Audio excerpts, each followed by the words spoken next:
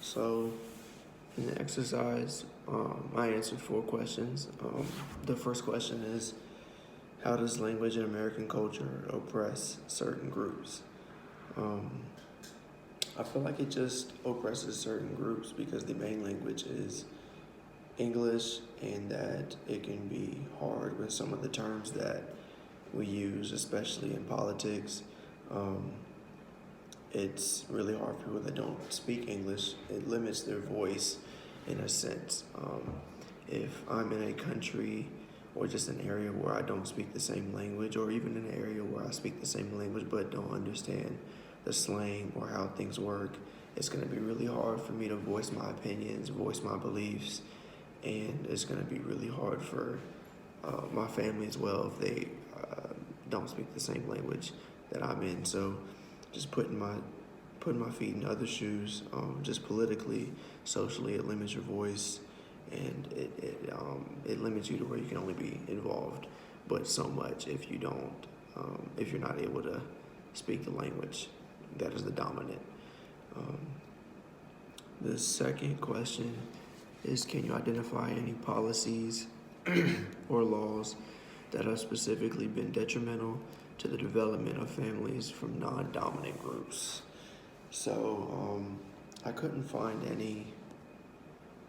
I couldn't find any policies or laws now that are detrimental to the development of non-dominant groups, but I found some laws, policies from the early 1960s, and one of them from the Civil Rights era, and one of them is from my home state, Virginia, which I chose to research on this.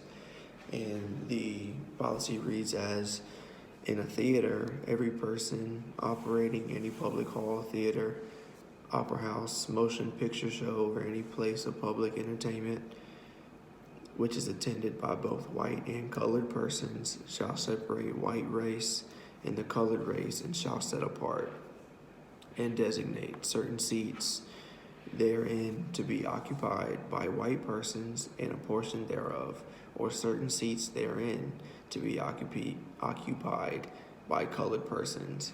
That was in Virginia in 1960. I think that's I think that has a huge effect on the development of families. Obviously, the non-dominant group in the 1960s during that civil rights era was the black community, African American group, and that really hurts the development of that of the culture, of the race, of the entire community, because they are being oppressed. Question 3 was, which languages do you use that may subtly oppress others? I just speak one and only language, English, and it kind of goes back to number 1. It just oppresses non-English speakers. If you don't speak English, it's really hard to navigate in the U.S. I feel like in other countries, I know that other languages are stressed to learn at a very young age, and in the United States, it's not as important to learn other languages at early ages. So most people only speak English. So I can imagine how hard it'd be and how oppressed someone that doesn't speak a lick of English. I remember I worked in a grocery store for 2 years, and it was in an area where there were a lot of Hispanics, and they would speak perfect, fluent Spanish, but would come in and have a lot of questions and didn't speak any English.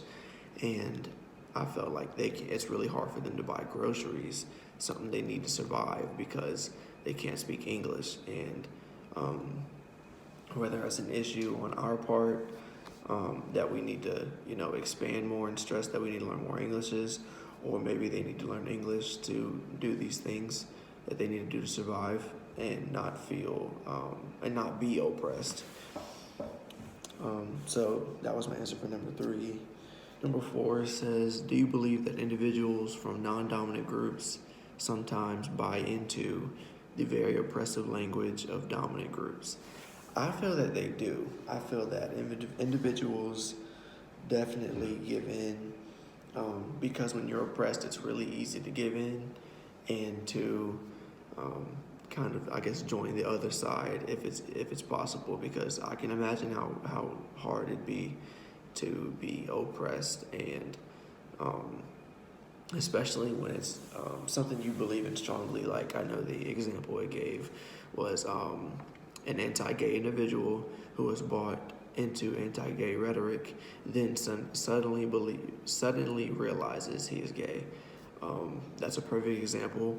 Um, Obviously, they may not have. Um, they might feel oppressed, that they don't have their voice, and they can't speak out, and they don't have that power to stand for what they believe in. So it'd be really easy to shift to that other side and go against what you believe in and go against everything totally. So the answer, yes, I do believe individuals from non-dominant groups can buy into the oppressive language from dominant groups. That's all right. I think that was the 4. That was all the questions from exercise 2.